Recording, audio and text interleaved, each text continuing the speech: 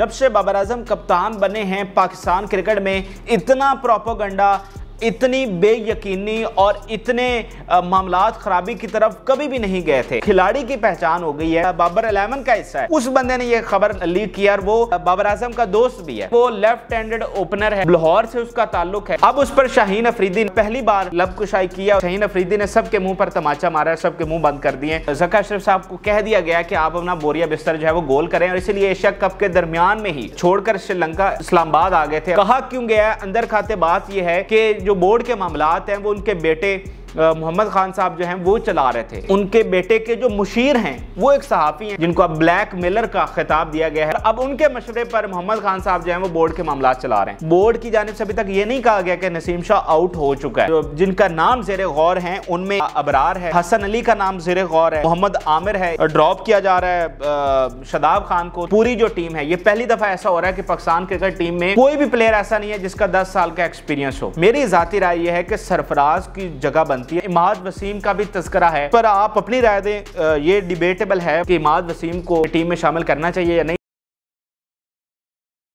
नाज़रीन, इस वक्त पाकिस्तान क्रिकेट के हवाले से 3 बहुत बड़ी खबरें हैं। यूँ समझ लीजिए कि भंचाल आ चुका है। पिछले 4 सालों में जब से बाबर आजम कप्तान बने हैं पाकिस्तान क्रिकेट में इतना प्रोपेगेंडा, इतनी बेयकीनी और इतने मामलात खराबी की तरफ कभी भी नहीं गए थे जितने इस वक्त पहुंच चुके हैं। इस वक्त 3 बहुत बड़ी खबरें हैं। एक, जो बाबर आजम और शाहीन की लड़ाई हुई थी रिपोर्टेडली, उस पर अब शाहीन अफरीदी बोल पड़े हैं। दूसरा, ज़का अशरफ के हवाले से बहुत बड़ी खबर सामने आई है कि उनको भी बोरिया बिस्तर गोल करने का कह दिया गया है। यानी अब तीसरा, जो हमारा रिसेंट टाइम में जो पीसीबी का चेयरमैन है वो भी घर जाने वाला है। और क्यों जाने वाला है, किस तरह से उनके बेटे जो हैं वो पाकिस्तान क्रिकेट बोर्ड के मामलात चला रहे थे और किस ब्लैक मेलर सहाफ़ी के कहने पर चला रहे थे, ये भी आपके सामने रखेंगे।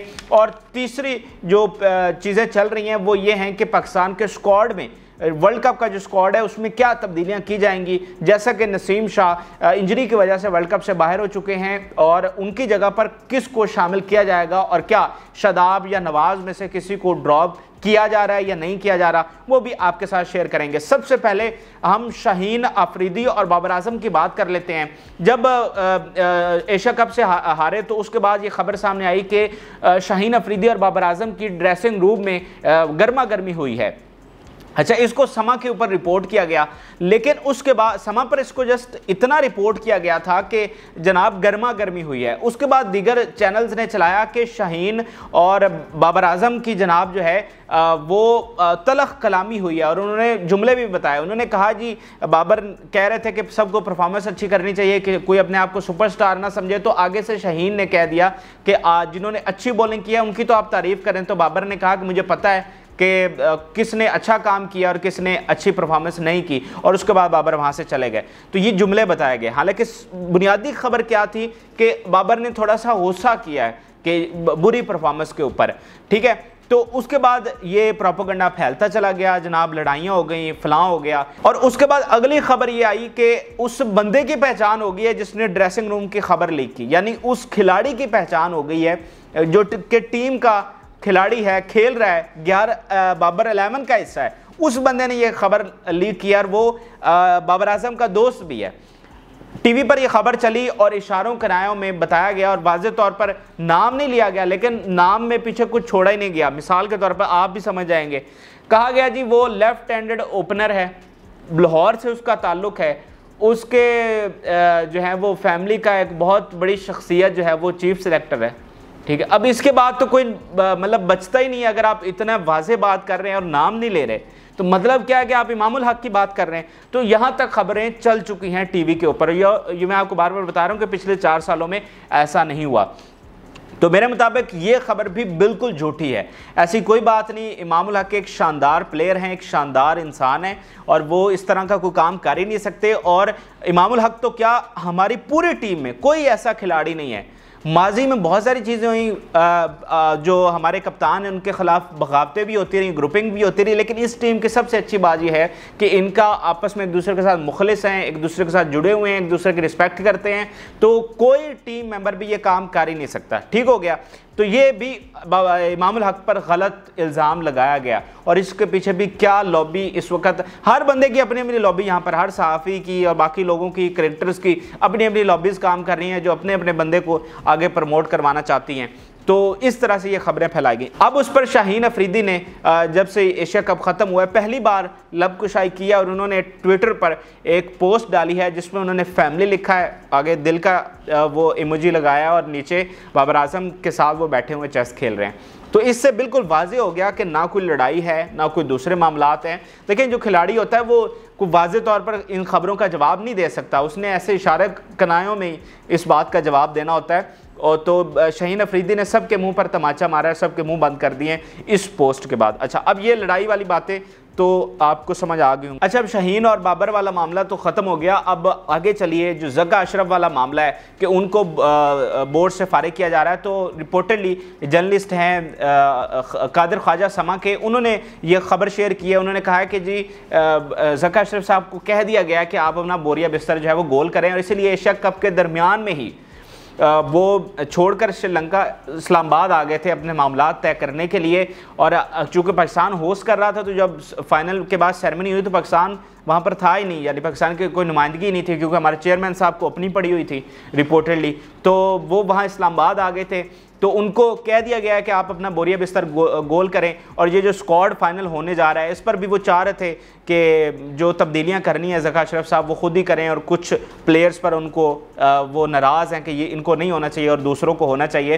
तो कहा क्यों गया है, अंदर खाते बात ये है कि जो बोर्ड के मामलात हैं वो उनके बेटे मोहम्मद खान साहब जो हैं वो चला रहे थे। मतलब क्या हो रहा है, मतलब बोर्ड के मामलात जो हैं वो चेयरमैन साहब के बेटे चला रहे हैं। यार इतना कोई तो चेयरमैन कोई भी नहीं होगा, यानी रमीज़ राजा रहें या नजम सेठी रहें या बाकी, मतलब उनके बच्चे जो हैं वो बोर्ड के मामलात चला रहे हैं। यार इससे को बड़ी बात हो सकती है। और ये भी खबर में सामने आया है कि उनके बेटे के जो मुशीर हैं वो एक सहाफ़ी हैं जिनका ताल्लुक कराची से है, जो बाबर आजम पर बहुत ज़्यादा तनकीद करते हैं, जो कि जिनको अब ब्लैक मेलर का खिताब दिया गया है क्रिकेटर्स की जानिब से भी और सहाफ़ियों की जानिब से भी। उस ख़ास सहाफ़ी को जो है वो ब्लैक मेलर का खिताब दिया गया। तो वो पिछले दिनों यहाँ लाहौर आए थे, एक निजी होटल में उसकी मोहम्मद खान जो कि PCB चेयरमैन के बेटे हैं उनके साथ मुलाकात हुई, और अब उनके मशवरे पर मोहम्मद खान साहब जो हैं वो बोर्ड के मामलात चला रहे हैं। यानी वो बंदा जो ब्लैक मेलर है, जो बाबर आजम और टीम के खिलाफ प्रोपेगेंडा करता है, जो बिला वजह तनकीद करता है, आप भी समझ गए होंगे कि वो कौन सा बंदा है। तो उसके कहने पर बोर्ड के मामलात चलाए जा रहे थे। ठीक हो गया, तो ये हो गई दूसरी खबर। अब तीसरी खबर की जानिब चलते हैं, जो बहुत सारा चीज़ें चल रही हैं कि फ़लाँ बंदा आ रहा है, फ़लाँ नहीं आ रहा। अच्छा, अभी तक आप ये श्योरली नहीं कह सकते कि नसीम शाह को आउट किया गया। यानी ये तो सहाफ़ियों की खबरें हैं ना, एक ने कह दिया जी आउट है, एक ने कह दिया कि रिपोर्ट नहीं ठीक आई, कोई दूसरे ने कोई और बात कर दी। बोर्ड की जानिब से अभी तक ये नहीं कहा गया कि नसीम शाह आउट हो चुका है, ठीक है, या पूरे वर्ल्ड कप से आउट है, या बाद में आकर हमें ज्वाइन करेगा, तो ऐसा नहीं है। लेकिन अगर बिलफर्ज वो आउट हो जाते हैं, चूँकि मामलात क्लियर नहीं है, तो जो खिलाड़ी जिनका नाम ज़ेरे गौर हैं उनमें अबरार है और उसामा मीर पहले से ही है लेकिन उसके नाम पर भी इत्तफाक है। उसके अलावा हसन अली का नाम ज़ेरे गौर है, एहसानुल्लाह है, मोहम्मद आमिर है, इसकी भी लोग बात करें, हालांकि आमिर रिटायर हो चुके हैं ODI क्रिकेट से, लेकिन लोग कह रहे हैं कि जनाब उनको भी चांस मिलना चाहिए। इसके अलावा ज़मान खान है। तो मैं आपको ये बता दूं कि ये वाले जो नाम हैं इनमें सबसे जो हॉट फेवरेट है, अगर इसको बाहर किया जाता है, नसीम शाह बाहर हो जाते हैं, तो उसके बाद अगर हसन अली फिट हैं तो फिर हसन अली फर्स्ट चॉइस होंगे। अगर हसन अली फिट हैं और उनका सारी चीज़ें क्लियर हैं तो हसन अली पहले चॉइस होंगे, और हसन अली के बाद ज़मान खान जो हैं वो दूसरी चॉइस होंगे। हसन नहीं है तो आप ज़मान खान को पक्का समझे। और जो लोग कह रहे थे कि जी ड्रॉप किया जा रहा है शदाब खान को, तो ये झूठी खबरें, ऐसी कोई बात नहीं है। ना शदाब को ड्रॉप किया जा रहा है, ना ही नवाज़ को ड्रॉप किया जा रहा है। कुछ लोग कह रहे हैं जी शान मसूद को भी लेकर आएँ, तो उनके लिए अर्ज़ ये है कि शान मसूद की स्क्वाड में जगह नहीं बनती। हाँ, मेरी ज़ाती राय ये है कि सरफराज की जगह बनती है, सरफराज को मौका देना चाहिए मोहम्मद हारिस की जगह पर, क्योंकि देखें सरफराज ने भी रिसेंटली बड़ा अच्छा परफॉर्म किया टेस्ट क्रिकेट में, और ये बाकी खिलाड़ियों की तरह नहीं है जो टीवी पर बैठकर तनकीद करके पैसे कमाते हैं। उन्होंने गए हैं, अपना डोमेस्टिक क्रिकेट खेली है, अपनी परफॉर्मेंस बेहतर की है, अपनी फिटनेस बेहतर की है, ठीक है, तो उन्होंने परफॉर्म करके दिखाया, उनकी जगह बनती है। और जो है वो आप देखें कि पूरी जो टीम है, ये पहली दफ़ा ऐसा हो रहा है कि पाकिस्तान क्रिकेट टीम में कोई भी प्लेयर ऐसा नहीं है जिसका 10 साल का एक्सपीरियंस हो, ठीक हो गया। तो सरफराज इस हवाले से भी अच्छी चॉइस हो सकते हैं, एक्सपीरियंस के हवाले से कि वो कैप्टन है जिसने वर्ल्ड कप मेरे ख्याल से 2 उन्होंने खेले हुए हैं, तो एक तो उनकी अपनी कप्तानी में हमने खेला है, तो एक एक्सपीरियंसड हैं, अभी परफॉर्मेंस उनकी अच्छी है। और जिस तरह से हमें टीम में T20 के हमें ज़्यादा प्लेयर नज़र आते हैं, तो उस सूरत हाल में भी सरफराज एक हमारे पास अच्छा ऑप्शन है। तो मेरे ख्याल से हारिस की जगह पर सरफराज को मौका मिलना चाहिए। इसके अलावा ऊपर वाले नामों में इमाद वसीम का भी तज़किरा है कि हमारे स्पिनर परफॉर्म नहीं कर रहे, तो जो है इमाद वसीम को चांस देना चाहिए। तो इस पर आप अपनी राय दें। ये डिबेटेबल है वाक़तन कि उनको एज अ स्पिनर मौका मिलना चाहिए। अच्छे ऑलराउंडर हैं इमाद वसीम, और अभी PSL में उन्होंने बड़ा अच्छा परफॉर्म किया है, तो ये डिबेटेबल है। आप इस पर ज़रूर राय दें कि इमाद वसीम को इसमें टीम में शामिल करना चाहिए या नहीं। और एक और राय काफ़ी गर्दिश में है कि आप मोहम्मद अब्दुल्ला शफीक, सऊद शकील और आगा सलमान, तो आपने अगर एक बंदे को खिलाना है तो उससे बेहतर यह है कि आप ज़्यादा से ज़्यादा जो हमारे बॉलर्स हैं, चाहे वो पेस में हो या स्पिनर हैं, उनको आप मौका दें। यानी आप देखें, ये इतना बड़ा 2 माह का टूर्नामेंट होने जा रहा है, हमारी टीम जिसमें ख़ास तौर पर हमारे बॉलर्स हैं वो इंजरीज़ का शिकार हैं, तो 2 माह तक हम इनके साथ किस तरह से चलेंगे? खुदा ना खास्ता हारिस इंजर्ड हो जाता है या शहीन हो जाता है, तो फिर हमारे पास बैकअप के तौर पर कौन है? तो ज़्यादा से ज़्यादा हमें रिजर्व में बॉलर्स रखने चाहिए। बैटिंग हमारी, उसने वैसे भी अच्छा परफॉर्म किया और उसमें अच्छे ऑप्शंस हैं हमारे पास, तो हमें बैकअप पर बॉलिंग रखनी चाहिए। इस वक्त जो हमें धचका लगा है या जो हम कप हारे हैं, वो बॉलिंग की वजह से आ रहे हैं, ना कि बैटिंग की वजह से। तो हमें टूर्नामेंट जो कि 2 माह का होने जा रहा है और हम पहले से इंजरीज़ का शिकार है, तो हमें बॉलर्स को रिजर्व के तौर पर और उनको बैकअप के तौर पर रखना चाहिए, ना कि बैट्समैन को। तो ये भी एक राय है। तो ये तीनों खबरें मैंने बड़े मुख्तसर करके कोशिश की कि आपके साथ थोड़े वक्त में मैं शेयर करूं। आप अपनी राय से तीनों खबरों पर ज़रूर आगाह करें। और ये जो स्क्वाड का मामला है, आप किस खिलाड़ी को बेहतर समझते हैं कि उसको टीम में लिया जाना चाहिए, राय से ज़रूर आगाह करें। जी, अल्लाह हाफ़िज़।